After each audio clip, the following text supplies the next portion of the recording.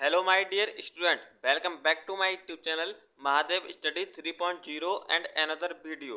तो my dear student, आपका एक बार फिर से VSC फर्स्ट सेम मैथ की क्लास में स्वागत है।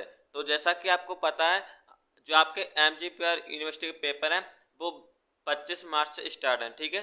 तो उनके लिए मैं कुछ मोस्ट इम्पोर्टेंट क्वेश्चन करा रहा हूँ विद सॉल्यूशन। तो इस वीडियो को ध्यान से देखना और फुल वॉच करना, तभी जो आपको मोस्ट इम्पोर्टेंट क्वेश्चन है उसका जो क्वेश्चन है और उसका जो सॉल्यूशन है वो समझ में आएगा, ठीक है। एंड मैं आपको स्टेप बाय स्टेप बताता रहता हूँ। एंड मैं आपको यही बताता हूँ कि ये 5 कहाँ से आए, 6 कहाँ से आए, 7 कहाँ से आए, ठीक है। इतना मैं आपको समझा के पढ़ाता हूँ। एंड आपको मैंने कम्युनिटी पोस्ट में एक अपना जो पोस्ट डाला है वो आप दे सकते हैं। तो आप जैसा कि आपका जो पेपर है वो निकट है, तो जैसा कि मैं अगर डेली आपको वीडियो बना के देता रहूँगा फिर भी आपका जो मोस्ट इम्पोर्टेंट क्वेश्चन है वो पूरे नहीं हो पाएंगे, ठीक है। तो मैंने कुछ अपना जो कम्युनिटी पोस्ट में डाला है तो आप वहाँ पर देख सकते हैं चैनल पर विजिट करके, ठीक है। तो वीडियो को स्टार्ट करते हैं। वीडियो को स्टार्ट करने से पहले यदि आप हमारे चैनल पर पहली बार आए हैं तो चैनल को सब्सक्राइब करके बेल आइकन प्रेस कर लें, क्योंकि आपको हमारे वीडियो पर आपकी जो MGPR यूनिवर्सिटी की जो एग्जाम है उनकी तैयारी कराई जा रही है, ठीक है। तो क्वेश्चन को सबसे पहले देखते हैं। एंड मैं यहाँ पर आपको एक बात क्लियर कर दूं, ये क्वेश्चन जो आएगा वो आपके 15 नंबर में आएगा, ठीक है। कितने नंबर में? 15 नंबर में आएगा। एंड आपको यहाँ से जो 15 नंबर आपके पक्के होने वाले हैं, ठीक है। इसलिए इस वीडियो को ध्यान से देखना और फुल वॉच जरूर करना, तभी आपके इसका सोल्यूशन है वो आप कर पाएंगे। मैं गारंटी देता हूँ यदि आपने इस वीडियो को छोड़ दिया तो आप इस सॉल्यूशन को यानी इस क्वेश्चन को कभी भी नहीं कर पाएंगे, ठीक है, क्योंकि क्वेश्चन बड़ा है एंड लेंथी भी है, ठीक है। तो सबसे पहले क्वेश्चन की तरफ देखते हैं कि क्वेश्चन हमारा क्या है। क्वेश्चन हमारा दे रखा है वेरीफाई गॉस डाइवर्जेंस थ्योरम, यानी हमें जो वेरीफाई करना है गॉस डाइवर्जेंस थ्योरम। हमें दे रखा है ये फंक्शन यानी डबल इंटीग्रेशन यानी सरफेस इंटीग्रेशन, ठीक है। Surface integration S Q minus by Z D by D Z minus 2x² by D Z D X plus Z D x D Y over the surface of the curve bounded by coordinate plane and the plane x बराबर 0, x बराबर a, y बराबर 0, y बराबर a, z बराबर 0 और z बराबर a, ठीक है। तो इस प्रकार के क्वेश्चन दे रखे होते हैं हमें, ये आपके जो यूनिवर्सिटी एग्जाम में आते हैं। तो इस प्रकार के क्वेश्चन का जो सॉल्यूशन करने का तरीका है वो सबसे अच्छा तरीका क्या है, ठीक है। तो सॉल्यूशन लिखेंगे एंड आपको फर्स्ट लाइन में लिखना है वी हैव, ठीक है। क्या लिखना है? We have. मैं आपको आपकी लैंग्वेज में पढ़ाता हूँ, ठीक है। मैं आपको आपकी लैंग्वेज में पढ़ाता हूँ जिससे आपको 100% जो इसका सॉल्यूशन है वो समझ में आ जाए, ठीक है। तो आपको वी हैव करके उतारना है जो आपको दे रखा है, ठीक है। तो हमने उतार लिया। एंड आपको क्या करना है, लेट एक चीज मान लेनी है, एफ वेक्टर बराबर F1 आई कैप प्लस F2 जे कैप प्लस F3 के कैप, ठीक है। आपको ये चीज लेट कर लेनी है। एंड आपको यहाँ पर दे रखे हैं, ठीक है, वियर, ठीक है। यहाँ पर जो F1 है वो ये दे रखा है एंड F2 ये दे रखा है एंड F3 आपको ये दे रखा है, ठीक है। तो F1 पर हमको क्या दे रखा है, S Q minus by Z and F2 हमको क्या दे रखा है -2x² बाई, ठीक है। एंड आपको F3 दे रखा है z, ठीक है। एंड उसके बाद हमको क्या करते हैं, यहाँ पर हम जो जितनी भी वैल्यू हैं वो यहाँ पर पुट कर देंगे, ठीक है। तो एफ वेक्टर बराबर क्या आ जाएगा, x³ minus by Z I cap -2x² by J cap plus Z K cap, ठीक है। वी नाउ डेट हम जानते हैं गॉस डाइवर्जेंस थ्योरम, ठीक है। 80 से 90% चांस है जो आपके क्वेश्चन आएगा वो गॉस डाइवर्जेंट थ्योरम से आएगा, ठीक है। स्टोक्स भी होती है आपकी, ग्रीन भी होती है, लेकिन आपका जो क्वेश्चन है वो गॉस डाइवर्जेंट थ्योरम से 100% आने के चांस होते हैं, ठीक है। तो हम जानते हैं कि गॉस डाइवर्जेंट थ्योरम हमारी क्या होती है, surface integration F vector into N cap into D S बराबर वॉल्यूम इंटीग्रल यानी डाइवर्जेंस जो डिब होता है लिखा वो हम उसको डाइवर्जेंस बोलते हैं, F vector into D B vector. इसको इक्वेशन ए मान लेंगे, ठीक है, 1 नहीं ए, ठीक है। इक्वेशन ए मान लिया। एंड उसके बाद हम क्या करते हैं, जितने फंक्शन हमके दे रखे थे हमको यहाँ पर पुट कर देंगे, ठीक है।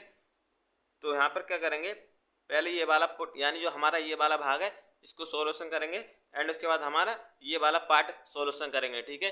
यदि दोनों इक्वल यानी दोनों भाग जो बराबर आ जाए हल करके जिनका सॉल्यूशन बराबर आ जाए तो जो हमारा ग्रीन यानी गॉस डाइवर्जेंस थ्योरम है वो वेरीफाई हो जाएगी, ठीक है।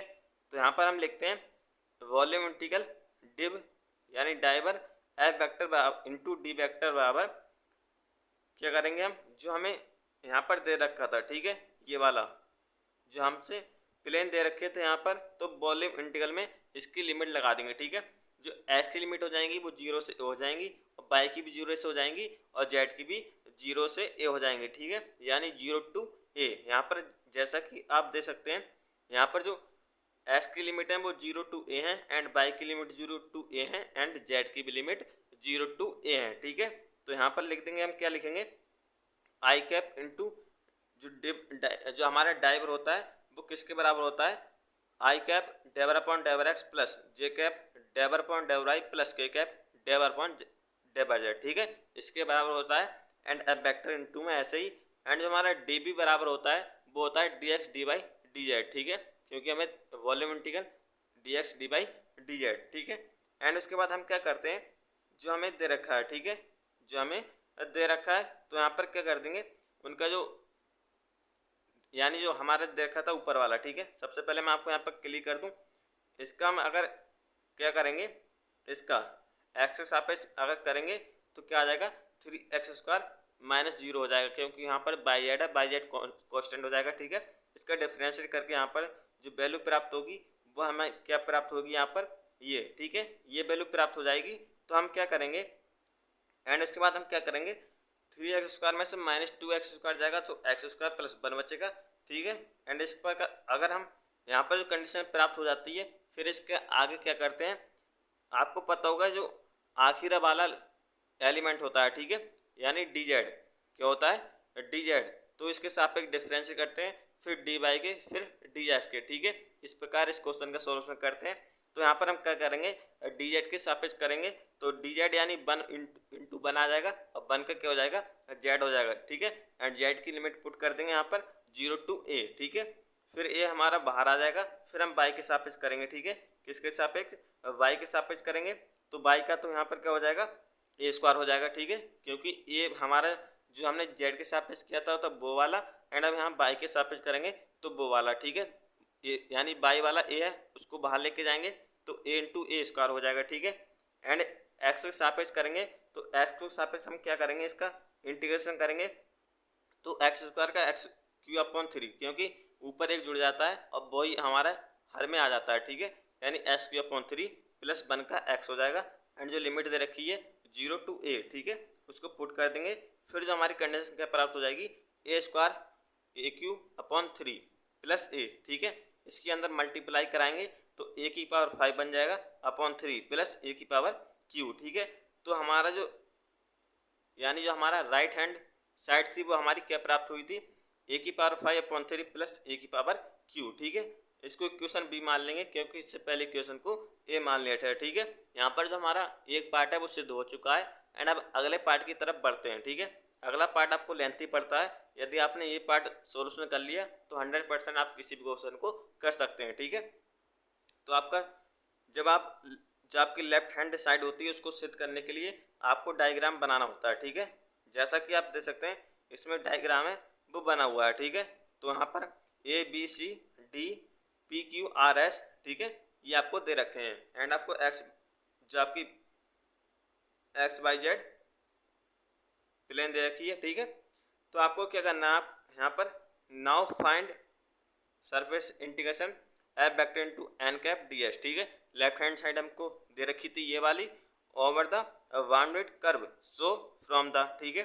अब हमको यहाँ पर स्टेप बाय स्टेप समझना है, यहाँ पर हम छः कर्व लिखा रहे हैं, ठीक है, यानी ए बी पी एस। तो ए बी पी एस में देखेंगे सबसे पहले ये वाला, ठीक है, ये वाला face A V P S, ठीक है, ये वाला कर्व देखेंगे।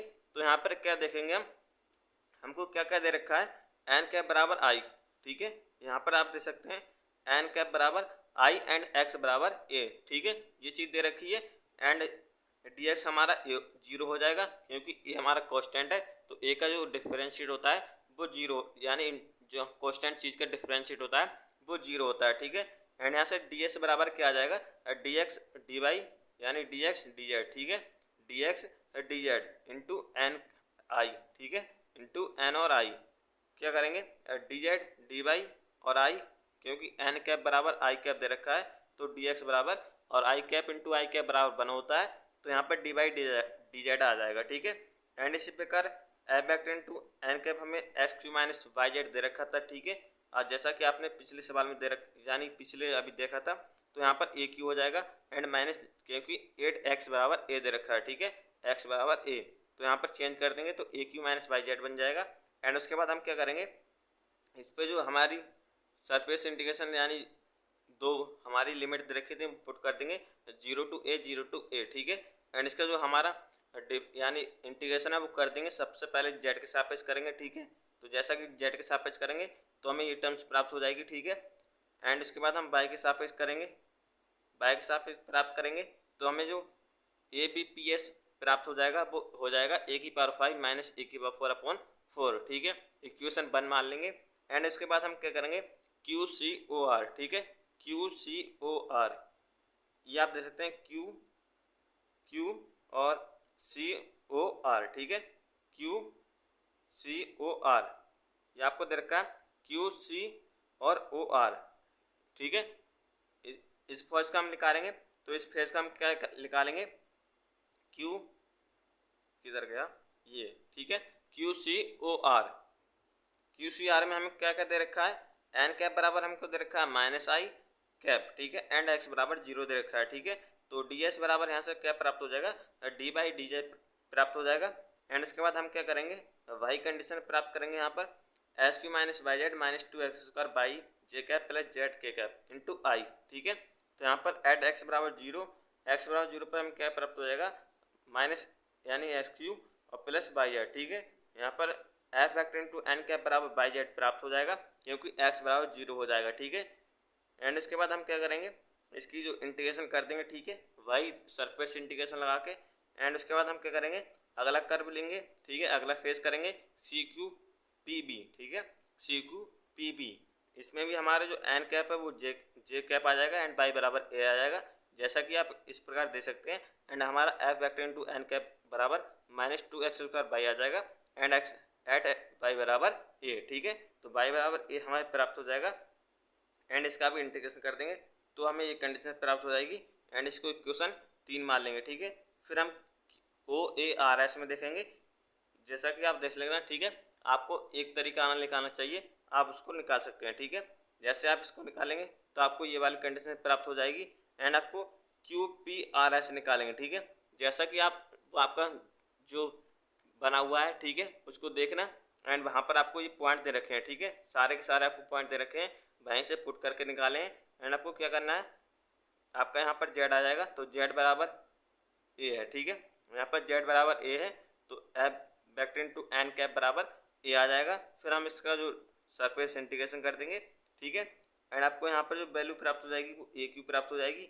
फिर हम क्या करेंगे, ओ ए बी सी, ठीक है, जो आखिरी फेस है हमारा ओ ए बी सी, उसमें निकालेंगे। उसमें हमको क्या क्या दे रखा है, एन कैप बराबर माइनस के कैप एंड जेड बराबर 0, ठीक है, ये आपको दे रखा है, उसमें ध्यान से देखना, वीडियो को रोक कर। डी एक्स बराबर D by D X upon N cap into K cap, ठीक है, और डी एक्स डी बाई, ठीक है। अब क्या करेंगे, हम यहाँ पर क्या प्राप्त हो जाएगा, एन यानी जेड और जेड बराबर 0, ठीक है, तो 0 प्राप्त हो जाएगा, समीकरण 6 मान लेंगे। एंड आपको जितने भी इक्वेशन 1 से 6 तक आई थी उनको क्या कर देंगे, ऐड कर देंगे, ठीक है, क्या कर देंगे, ऐड कर देंगे, तो हमारी कंडीशन क्या प्राप्त हो जाएगी, यहाँ पर 3a की पावर 5 माइनस 2a की पावर 5 अपॉन 3 प्लस a की पावर q, और 3 में 2 यानी a की पावर 5 बचेगा प्लस a की पावर q अपॉन 3, ठीक है। तो जैसा कि आपने पिछली देखा था, जो हमारा राइट हैंड साइड था वो भी यही प्राप्त हुआ था एंड हमने जो लेफ्ट हैंड साइड निकाला था वो भी यहाँ पर प्राप्त हो गया, ठीक है। तो दोनों इक्वल आए हैं, तो इसका जो मतलब है वो गॉस टाइप यानी जो हमारी गॉस थ्योरम है वो यहाँ पर प्रूफ हो चुकी है, ठीक है, यानी वेरीफाई हो चुकी है, ठीक है। तो इस क्वेश्चन को आपको ध्यान से देखना है, आपके 15 नंबर यहाँ से प्राप्त हो जाएंगे, ठीक है। तो आई होप आपको मैंने इसका सॉल्यूशन कराया है। ये सवाल जो आपके लिए वो बहुत लेंथी है एंड आपका जो क्वेश्चन है वो 15 नंबर में आएगा, इतना बड़ा क्वेश्चन है, ठीक है। तो आई होप आपको वीडियो पसंद आई, वीडियो को लाइक करके चैनल को सब्सक्राइब कर देना एंड बेल आइकन प्रेस कर लेना, जिससे आने वाली हर वीडियो का नोटिफिकेशन आपको मिलता रहे। थैंक्स फॉर वॉचिंग, मिलते हैं अगली वीडियो में, धन्यवाद, टेक केयर।